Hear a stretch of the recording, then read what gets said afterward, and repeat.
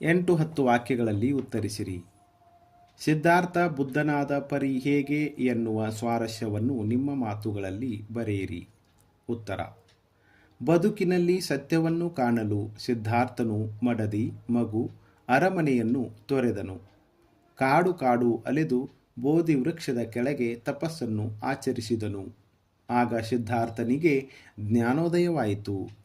ಈ ಸಂದರ್ಭದಲ್ಲಿ ಪ್ರಕೃತಿಯಲ್ಲಿ ದಯೆ, ಪ್ರೀತಿ, ಕರುಣೆ ಮಡುಗಟ್ಟಿ ನಿಂತಂತೆ ಭಾಸವಾಗುತ್ತದೆ. ಬೋಧಿ ವೃಕ್ಷದಲ್ಲಿ ಮಹಾ ಬೆಳಕೊಂದು ಕಾಣಿಸುತ್ತದೆ. ಮರವನ್ನು ಆಶ್ರಯಿಸಿ ನಿಂತ ಬಳ್ಳಿ ಹೂವು ಬಿಟ್ಟು ನಗುವಂತೆ ಕಂಡಿತು. ಹಕ್ಕಿ ಮಮತೆಯಿಂದ ತನ್ನ ಮರಿಗೆ ಗುಟುಕು ನೀಡಿತು. ಹುತ್ತಿನಿಂದ ಇರುವೆಗಳು ಸಾಲು ಸಾಲಾಗಿ ನಡೆದವು. ಬೆಳ್ಳಕ್ಕಿಗಳ ಹಿಂಡು ಆಕಾಶಕ್ಕೆ ಏಣಿ ಹಾಕುವಂತೆ ಹಾರಾಡುತ್ತಿದ್ದವು. ಇವೆಲ್ಲದರಿಂದ ಕಾಡಿನ ತುಂಬ ಪ್ರೀತಿಯ ಹೊಳೆಯು ಕೋಡಿಯಂತೆ ಹರಿಯುತ್ತದೆ. ಹಕ್ಕಿಗಳ ಗೂಡಿನಿಂದ ಹೊಸ ರಾಗ ಕೇಳಿ ಬರುತ್ತದೆ. ಮಕರಂದವನ್ನು ಸವಿಯಲಿಕ್ಕೆ ದುಂಬಿಗಳು ಹೂವಿನಿಂದ ಹೂವಿಗೆ ಹಾರಾಡುತ್ತವೆ. ಗಿಡ ಮರಗಳು ಒಂದಕ್ಕೊಂದು ಅಪ್ಪಿಕೊಂಡು ಕುಣಿಯುವಂತೆ ಕಾಣುತ್ತದೆ.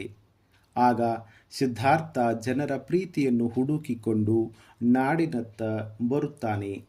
ತಪಸ್ಸಿಗಿಂತ ಜನರ ಜೀವ ಪ್ರೀತಿ ದೊಡ್ಡದೆಂದು ತಿಳಿಯುತ್ತಾನೆ. ಬದುಕಿನ ಗೂಢಾರ್ಥವನ್ನು ಅರಿತು ಬುದ್ಧನಾಗುತ್ತಾನೆ.